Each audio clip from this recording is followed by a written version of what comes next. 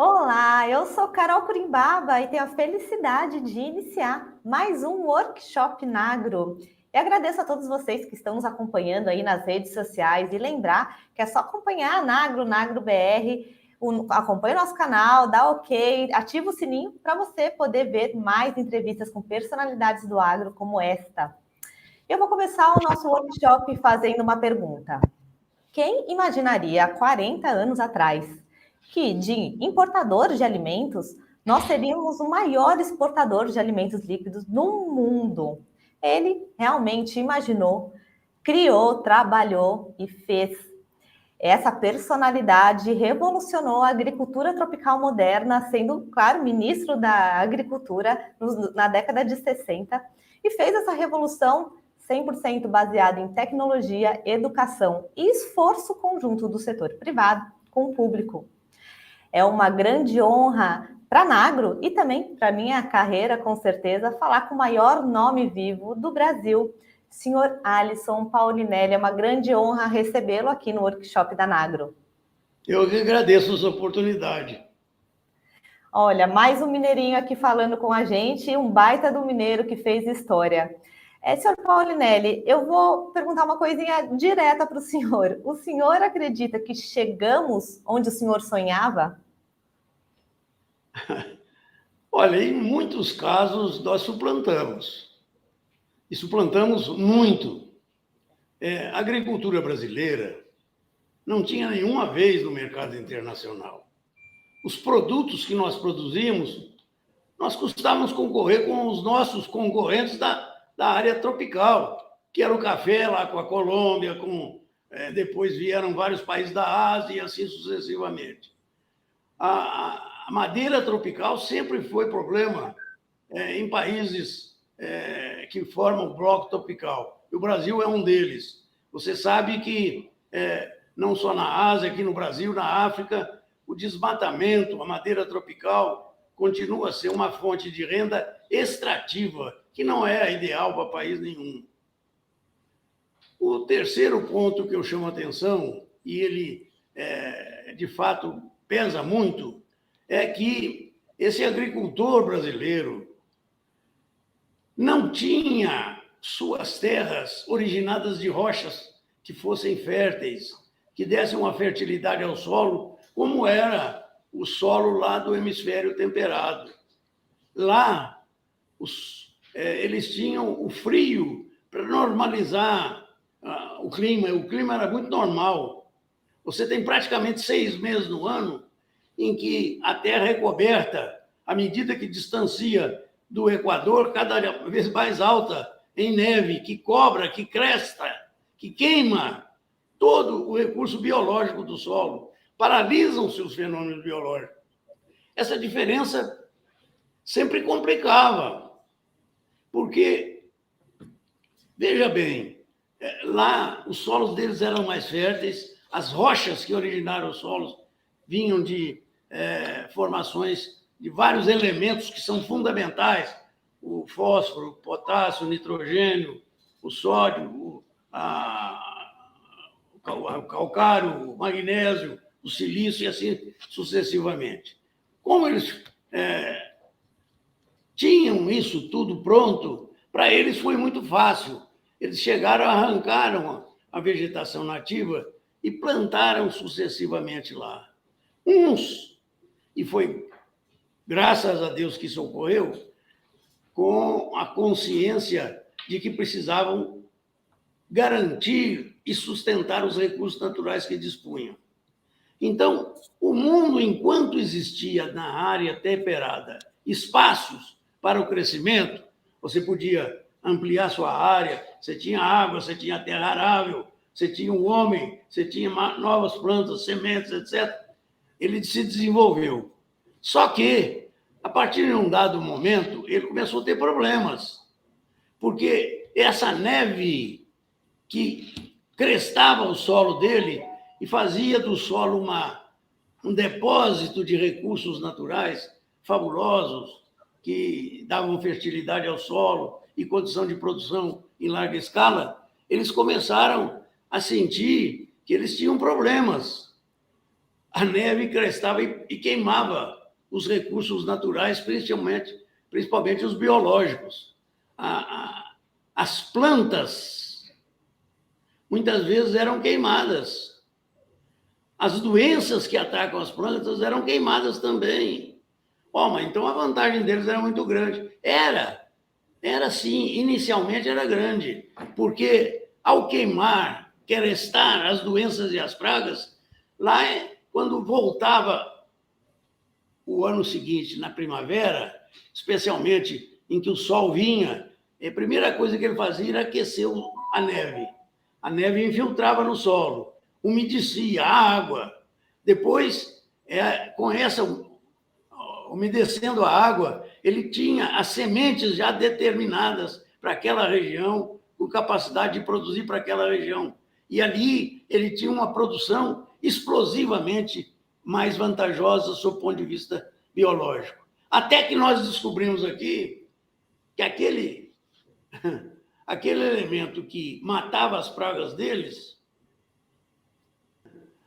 matavam também a biodiversidade, né? Exatamente. Nós precisamos de ter um contraditório biológico. E nós aqui não. Nós aqui tivemos de acostumar com isso. As nossas pragas não morriam. E nós tivemos de adaptar um sistema de combater praga com praga. E agora começamos a dominar isso. É um exemplo que eu estou dando.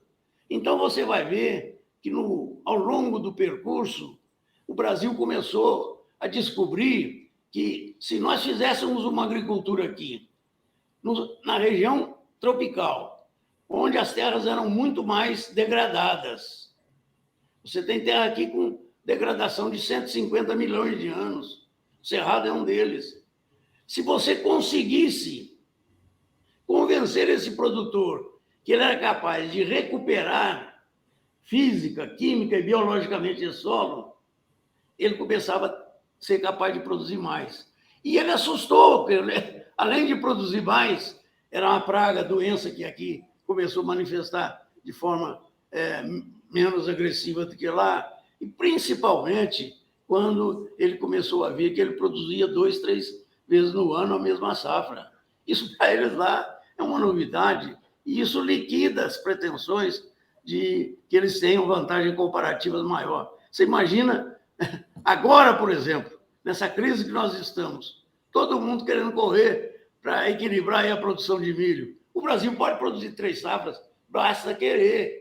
Com a irrigação, no Planalto Central, ele já produz 3 safras. Isso é muito importante. Então, esse agricultor começou a descobrir, num determinado momento, que ele era capaz de colocar no mercado um produto com melhor qualidade, preço menor, porque os nossos produtos, quando você produz 2 vezes, você já tem... Quando você produz 3, você divide as despesas por 3, porque o homem foi um só, a máquina foi uma só, os animais e assim sucessivamente. Então, houve esse impacto. A agricultura tropical produz até 3 vezes no ano. E de forma sustentável, né, seu Alisson? A qualidade dela é melhor do que a nossa. Porque aqui nós não temos que usar pragas, para matar pragas, aqueles compostos químicos perigosos que intoxicam. Aqui, biologicamente, nós vamos controlar as doenças e as pragas. Nós vamos controlar muito da biologia do solo. Já estamos fazendo isso. Quando o agricultor descobriu, logo ali a partir de 1980, que ele estava entregando um produto de melhor qualidade, um produto, veja bem, mais barato, qualidade e mais barato.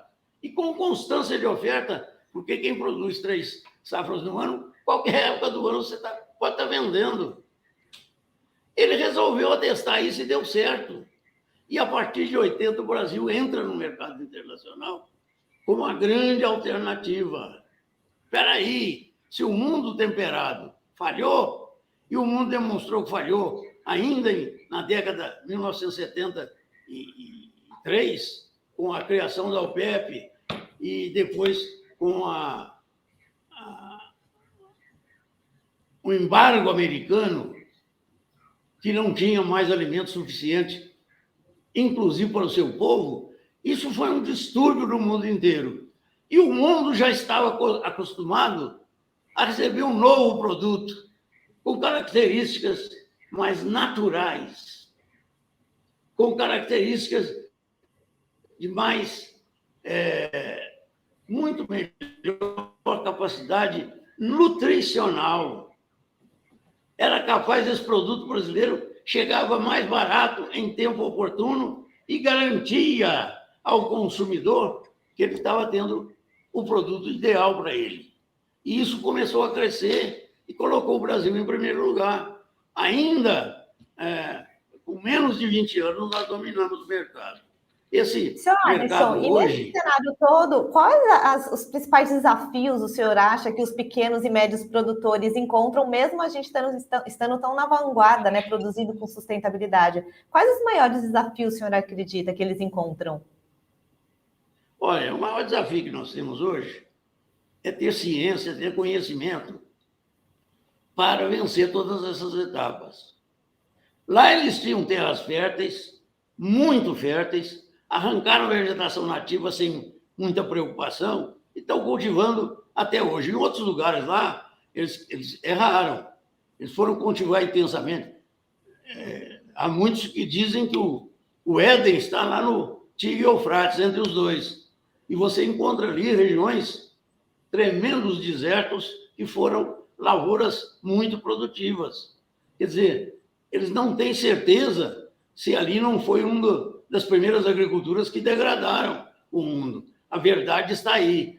Hoje, quem não está degradando é exatamente a região tropical do globo, porque ela tem, na consistência do clima, dos seus produtos, da adaptação da sua tecnologia, vantagens comparativas que a colocou diante desse mercado e conquistou esse mercado. Com isso, esse agricultor cresceu. Porque nós só produzimos 250 milhões de toneladas. O Brasil produz muito mais do que isso. Nós não estamos considerando aí vários produtos que não entram na conta, a começar pelo o etanol, o açúcar, que é um dos que mais utilizamos recursos naturais aqui. Você tem que ver que esse agricultor tropical, ele conseguiu desenvolver a sua atividade no campo das commodities e dominamos isso muito rápido. Foi menos de 20 anos.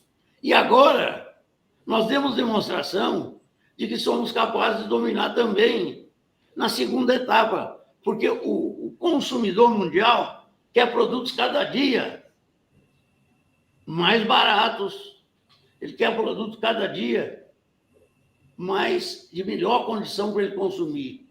E, de uma hora para outra, ele vê que aparece um país como o Brasil, tropical, que antes não era exportador de alimentos, entregando a ele um produto de melhor qualidade, com preço mais barato e com constância de oferta. Não teve dúvida, ele assumiu o papel. E hoje ele exporta muito mais. Nós estamos exportando mais de 125 bilhões de dólares por ano no setor agrícola. É impressionante isso. É impressionante. Hoje nós somos em toneladas e em dólares os maiores exportadores do mundo.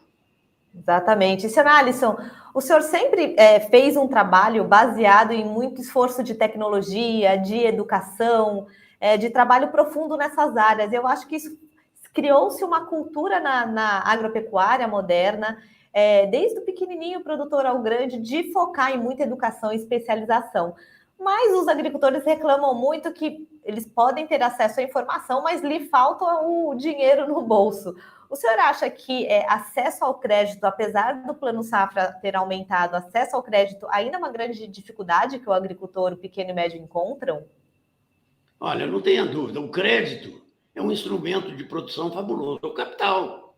Você tem que ter o crédito, senão você não realiza o seu intento. Aqui isso não é um passo de mágica. Você não faz a mudança com uma varinha de condão. A varinha de condão é o crédito, é o dinheiro. Se você quer realmente que o produtor mude, nós fizemos um teste em governo. Quem primeiro mudou foi o governo. Nós criamos o Polo Centro.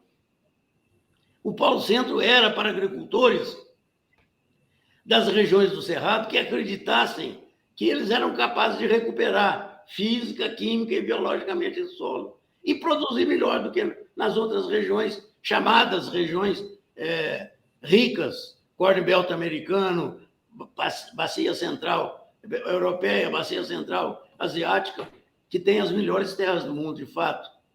E são essas que tinham dominado por 4.000 anos o abastecimento mundial. Agora não, eles já viram.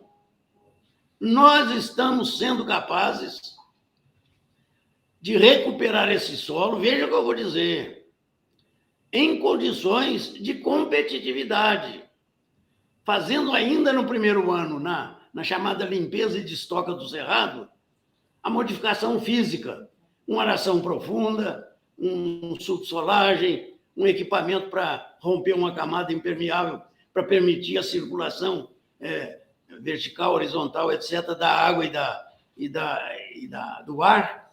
E com isto, você consegue tornar essa terra fisicamente mais adaptada ao que você quer. Em segundo lugar, e ainda no primeiro ano, nós ensinamos a ele a como trabalhar com os 3 produtos principais: fósforo, nitrogênio e potássio, como também com calcário, magnésio, enxofre, etc. Veja bem, quando você foi nessa direção, você começou a mostrar a ele que você tinha de recuperar não só física, mas quimicamente o seu solo. E trabalhamos com mais 143 microelementos que eles praticamente não conheciam antes.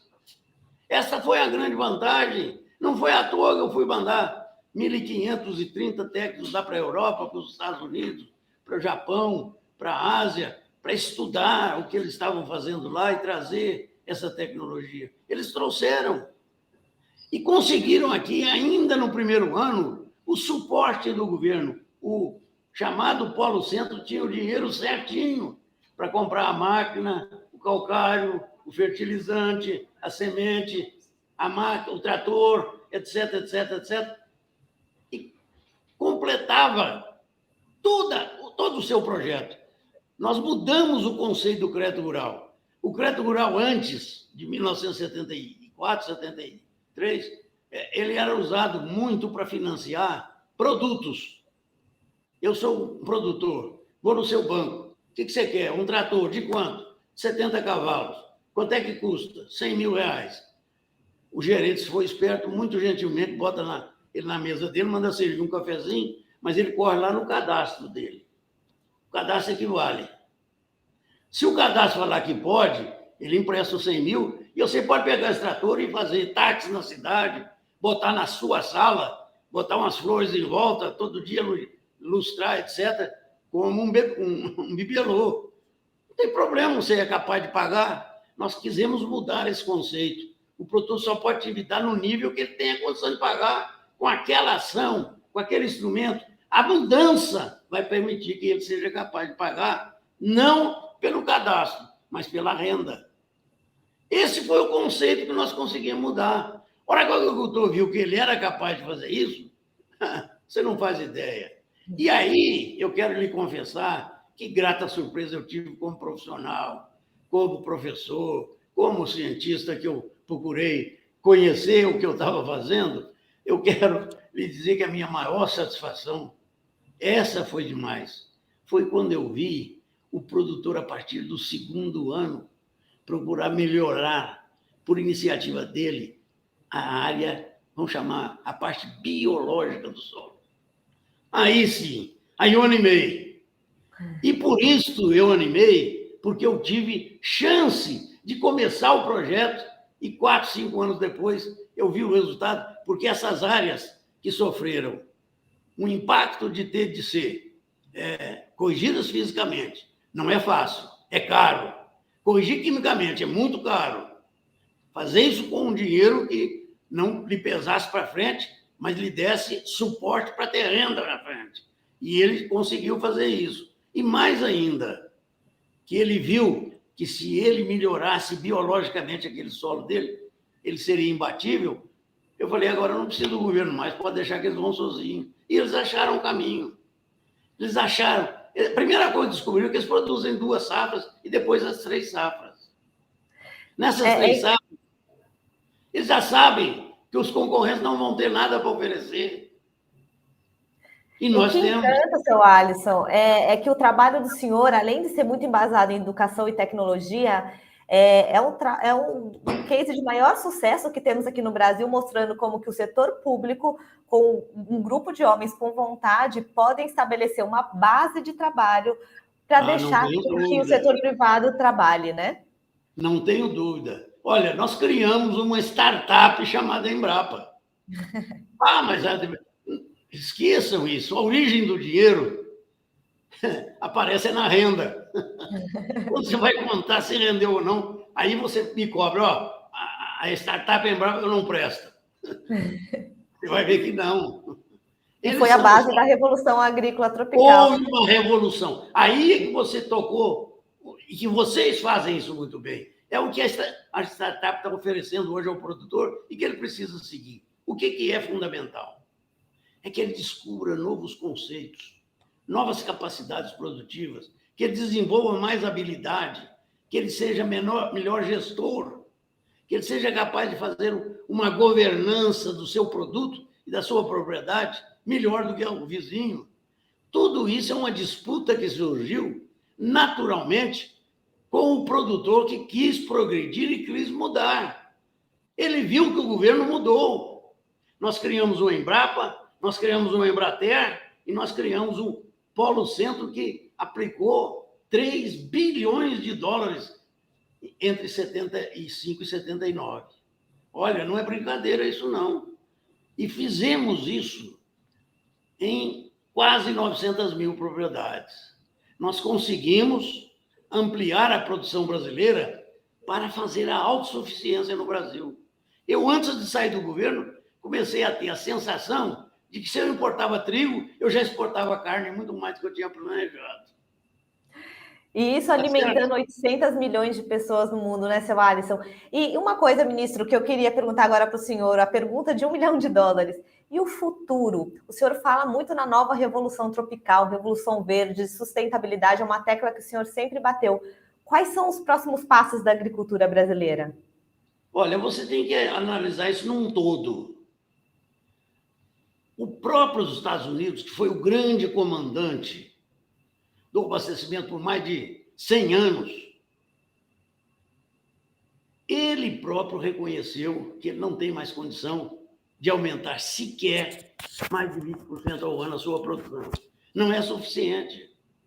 O mundo já sabe que até 2050 ele vai ter 10 bilhões de habitantes, só que são habitantes diferentes. Há 30 anos, o chinês não comprava nada. Não tinha dinheiro, não tinha prata, não tinha renda a família chinesa. Hoje, são os grandes consumidores, porque 31, 32, 33% da família chinesa já tem renda alta. E agora, quem está crescendo? Faça um comparativo entre países industrializados e países de alta população. Quem que cresce? China, Índia, Indonésia. O continente africano, eu estou tentando ajudar lá, estou lá também, permanente. É uma fábula em termos de possibilidade. No entanto, miséria está lá, exposta ao mundo. Eles não são capazes de produzir e eles têm condições melhores do que nós. Nós temos 2 milhões de quilômetros quadrados de cerrado. Eles têm 4, são 2 vezes, mais de 4. Até a Ásia tem. Os estepes da Ásia são 1 milhão de quilômetros quadrados. Você imaginou que o Brasil fez no mundo essa mudança tão grande? Até agora foi pelo cerrado. Exatamente. E o cerrado que nós estamos produzindo aqui, ainda não usamos, passamos de 46%, não. Tem 94%. Desculpe, estou fazendo a conta errada aí. Tem 40%, de 100%, nós estamos utilizando só 44% da área do Cerrado. Nós ainda temos 66%. da área. 56% do Cerrado ainda não mexido. Agora, você já imaginou que nós podemos administrar se tivermos inteligência e capacidade e tivermos gente competente para botar isso de forma mais viável em startups, em Embrapa, em evoluções, em companhias, em empresas que são capazes de mudar o conceito de produção, de produtividade e principalmente, veja o que eu vou dizer, e principalmente o conceito de empreendedorismo. Isso é fundamental. Olha, o que nós fizemos na década de 70 foi testar que o governo também deve ser eficiente se ele quer alguma coisa em contrapartida. Se ele quer que mude, ele tem que mudar na frente. Ele que tem que oferecer as condições para que o produtor acredite em fazer aventura. Por isso, demos a ele a Embrapa, demos a ele as universidades, demos a ele as instituições estatais de pesquisa e demos a ele a iniciativa privada. Todas se formaram em projeto único de pesquisa no Brasil em 1974 a 79. Aquele programa integrado de pesquisa envolveu toda a competência oficial, mas nós chamamos a iniciativa privada, que vocês agora despontam. Essa iniciativa privada é que tem hoje o poder da mudança mais rápida. Conceitos têm que ser revertidos. É incrível ouvir o senhor falar, porque justamente o que a gente estava dizendo é fornecer a base, porque daí para frente o agricultor, o empreendedor vai em frente. Senhor Alisson, eu vou respeitar aqui o horário que a gente combinou. Eu quero falar mais uma vez que é uma imensa honra para todos nós tê-lo aqui conosco. E quero deixar aí um espacinho de um minutinho para o senhor ficar à vontade para passar uma mensagem especialmente para os agricultores, os que estão animados, os que não estão tão animados assim, mas para seguirem em frente, porque o nosso país é uma bênção, com muito estudo e muita tecnologia, a gente chega longe, né, seu Alisson? Isso mesmo. Olha, eu deixo uma mensagem assim, o agricultor não pode afastar desse casamento em que o governo, eles resolvem mudar e mudam para bem. É fundamental isso. Nós temos que continuar a gerar conhecimentos novos. Na ciência, na tecnologia, é que vamos vencer. Você não tenha dúvida. Você tem tecnologias em local que você vai lá e compra o know-how, a tecnologia, e muda. Na agricultura você não faz isso, porque você tem clima, você tem todos os outros fenômenos que são biologicamente vinculados a uma determinada região, que modificam essa região. É o caso da área tropical mundial. Veja o que eu acabei de dizer para você ainda há pouco. Com menos de 450, mais de 460 milhões de hectares do Cerrado, nós estamos ocupando hoje mais de 1/5 do abastecimento mundial. Você já imaginou que nós estamos conversando com você e nós mesmos nos referimos? A África tem 4 vezes o que nós temos, 2 vezes o que nós temos, mas o Brasil com 2 milhões de hectares, e agora também os estepes são perfeitamente corrigidos. Você já imaginou se o mundo hoje, que tem essa terrível situação de desequilíbrio na sua sociedade, os países desenvolvidos sendo verdadeiramente invadidos por correntes migratórias que vão de onde? De região pobre. Essa história de guerra é só para vender arma? Não é, não. É a fome que faz guerra. O meu irmão Roberto Rodrigues afirma isso num livro que eu sou o fã número 1. Quem faz a guerra é a fome e a miséria. E no Brasil nós estamos tendo fome e miséria no campo também. Segurança alimentar é paz, né, seu Alisson? Nós tivemos governos aí inteligentes que acabaram eliminando o Embrater. Qual é a razão? Porque está custando caro. Custando caro para quem? Eles não mediram isso. O resultado, quem deu, não sou eu. É o IBGE que está aí hoje a nos mostrar que no censo de 2017, o caso era muito mais sério.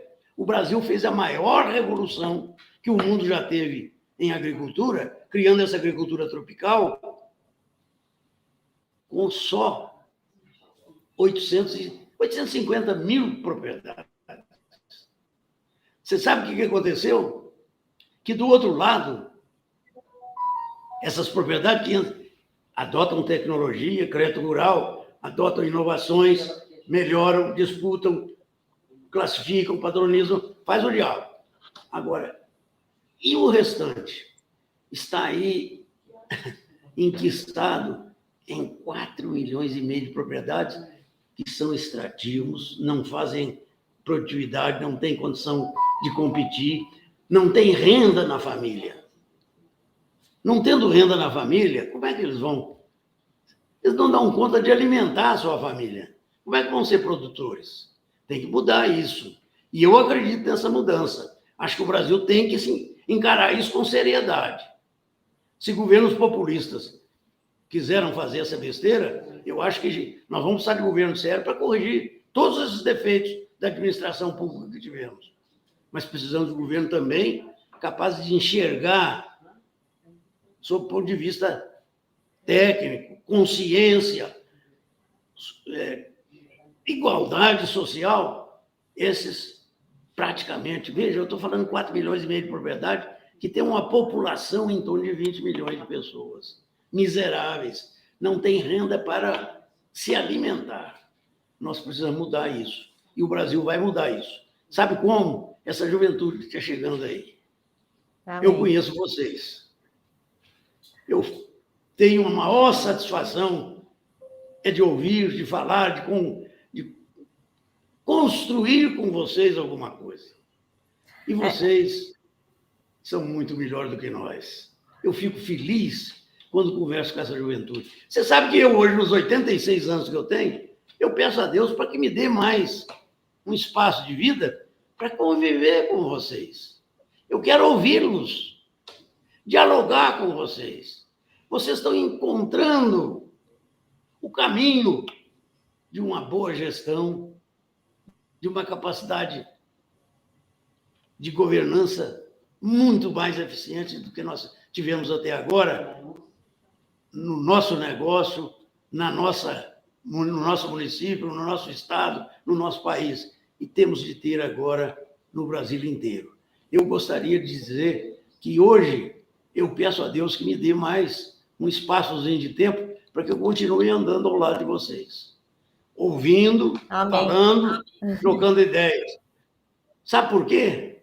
Porque eu quero, no último passo que Deus me permitir que eu vá dar, eu estou com o meu bastão de um engenheiro agrônomo que sonhou muito e tem alguma coisa para oferecer, mas ainda sonha mais. Estou com ele na mão, limpinho. Limpinho. Muito trabalhado. Mas o principal é que este bastão vai ser entregue a um rapaz, a um moço, uma moça como você, muito mais eficientes e competentes do que eu. Essa é a grande felicidade que eu tenho de tudo isso que nós estamos fazendo. O país vai para frente. É uma imensa honra ouvir isso do senhor, muita felicidade nos traz. E o senhor saiba que todo o trabalho que hoje a gente tem a coragem de realizar é porque foram plantadas sementes muito corajosas lá atrás, quando o Cerrado era terra que ninguém queria. Então, nós agradecemos de coração, seu Alisson, em nome da Nagro, em meu nome também. Desejamos toda a saúde do mundo, porque o senhor tem muito a contribuir conosco. Estamos todos na torcida aqui do Nobel, porque, mais uma vez, o seu Alisson foi indicado a Prêmio Nobel da Paz por, como já falamos aqui, ajudar a alimentar mais de 800 milhões de pessoas no mundo. Seu Alisson, é um imenso prazer, imensa satisfação, e a Nagro sempre vai estar aberta aqui para o senhor. Muito obrigada pela dedicação. Muito obrigado, viu? Muito obrigado. Vamos continuar juntos. Amém, amém. Conte conosco que a gente sempre conta com o senhor. Tá bem, com muito prazer, viu? Tchau, tchau, até mais. Obrigada. Tchau.